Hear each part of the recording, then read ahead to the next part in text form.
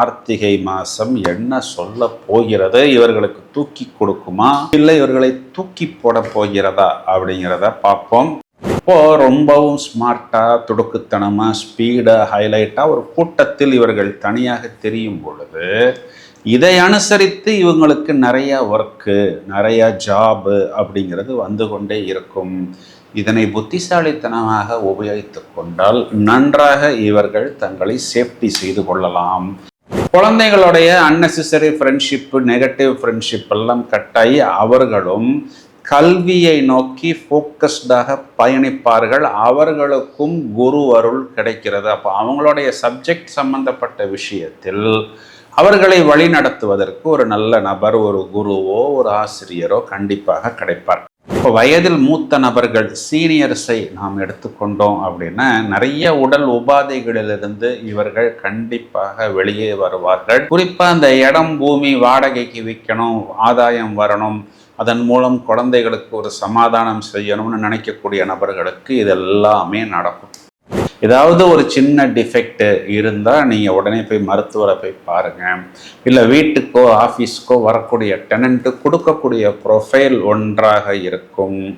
அவங்க நேரில் பார்த்தோம்னா ஏதாவது சில ரகசியமான, வெளியில் சொல்லி கொள்ள முடியாத, தடை செய்யப்பட்ட ஒரு விஷயத்தை செய்ய துணிந்து விடுவார்கள்.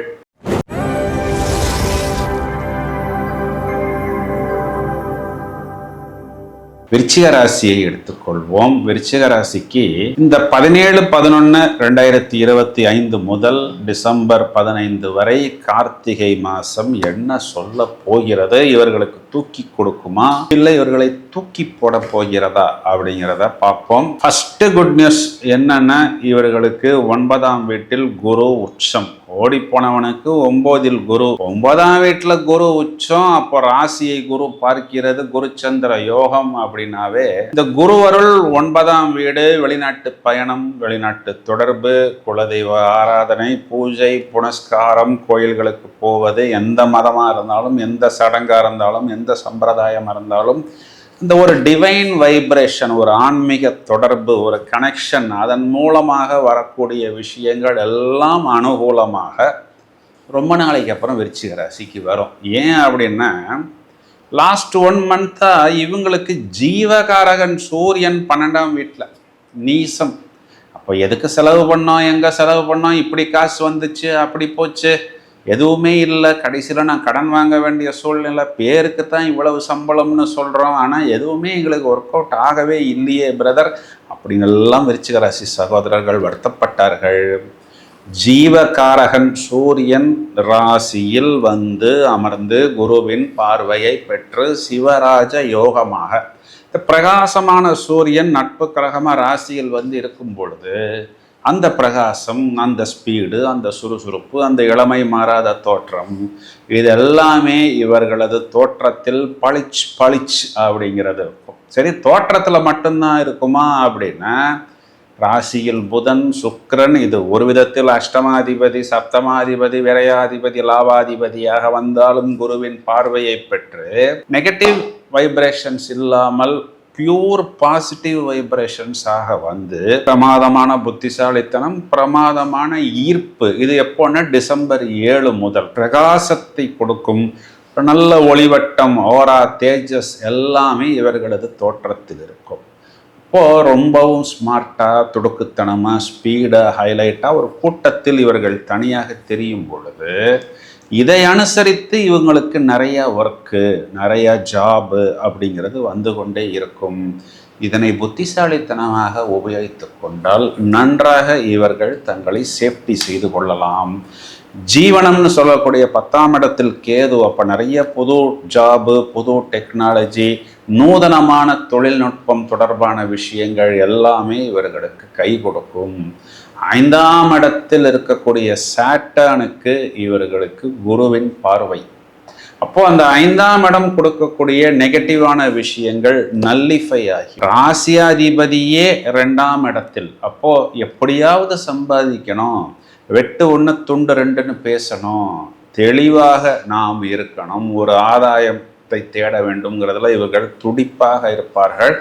குழந்தைகளுடைய அன்னெசரி ஃப்ரெண்ட்ஷிப்பு, நெகட்டிவ் ஃப்ரெண்ட்ஷிப் எல்லாம் கட்டாயி அவர்களும் கல்வியை நோக்கி ஃபோக்கஸ்டாக பயணிப்பார்கள். அவர்களுக்கும் குரு அருள் கிடைக்கிறது. அப்போ அவங்களுடைய சப்ஜெக்ட் சம்பந்தப்பட்ட விஷயத்தில் அவர்களை வழி நடத்துவதற்கு ஒரு நல்ல நபர், ஒரு குருவோ ஒரு ஆசிரியரோ கண்டிப்பாக கிடைப்பார். விருச்சிக ராசி சகோதரிகளுக்கு கணவனை குறிகாட்டக்கூடிய சுக்கிரன் ராசியிலே வந்து உட்கார்ந்திருக்கிறார். கணவனை குறிகாட்டக்கூடிய செவ்வாய் ராசிக்கு 2ஆம் இடத்தில். அப்போ உங்க கணவர் ரொம்ப நாளைக்கு அப்புறம் உங்களுடன் நிறைய டைம் செலவு செய்ய போகிறார். முடிந்தால் உங்களுக்கு ஆதாயம், வருமானம் ஏற்படக்கூடிய விஷயத்தில் அவர் கண்டிப்பாக செயல்படுவார் அப்படின்னு சொல்வதுதான் நிதர்சனமான உண்மை. அவ்வாறு தான் சாஸ்திரத்தில் சொல்லப்படுகிறது. ராசியில் புதன் திக்பலம் அப்படிங்கிறதுனால நிறைய புதுசாக விருச்சிக ராசிக்காரர்கள் யோசிப்பார்கள், செயல்படுவார்கள். வயதில் மூத்த நபர்கள், சீனியர்ஸை நாம் எடுத்துக்கொண்டோம் அப்படின்னா நிறைய உடல் உபாதைகளிலிருந்து இவர்கள் கண்டிப்பாக வெளியே வருவார்கள். குறிப்பாக அந்த இடம் பூமி வாடகைக்கு விற்கணும், ஆதாயம் வரணும், அதன் மூலம் குழந்தைகளுக்கு ஒரு சமாதானம் செய்யணும்னு நினைக்கக்கூடிய நபர்களுக்கு இதெல்லாமே நடக்கும். சார் ஏதாவது மைனஸ் பாயிண்ட் இருக்கா அப்படின்னு கேட்டால், 4ஆம் இடத்தில் உங்களுக்கு இருக்கக்கூடிய ராகுங்கிறவர் கொஞ்சம் சின்ன டென்ஷன்ஸ் கொடுப்பார். ஏன்னா அந்த ராகுவிற்கு குருவின் பார்வை மறுக்கப்படுகிறது. அப்போது உங்கள் வீட்டுக்கு வரக்கூடிய டெனண்டாக இருக்கலாம், இல்லைன்னா உங்களுடைய வாகனமாக இருக்கலாம், இல்லை வீட்டில் வரக்கூடிய ரிப்பேராக இருக்கலாம்.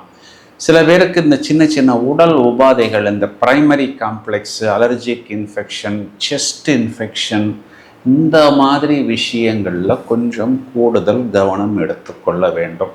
ஏதாவது ஒரு சின்ன டிஃபெக்ட் இருந்தால் நீங்கள் உடனே போய் மருத்துவரை போய் பாருங்கள். இல்லை வீட்டுக்கோ ஆஃபீஸ்க்கோ வரக்கூடிய டெனண்ட்டு கொடுக்கக்கூடிய ப்ரொஃபைல் ஒன்றாக இருக்கும். அவங்க நேரில் பார்த்தோம்னா ஏதாவது சில ரகசியமான, வெளியில் சொல்லி கொள்ள முடியாத, தடை செய்யப்பட்ட ஒரு விஷயத்தை செய்ய துணிந்து விடுவார்கள். இந்த ஒரே ஒரு விஷயத்துக்கு மட்டும் கூடுதல் கவனம் நீங்கள் எடுத்துக்கொண்டால் அதுவே போதுமானது.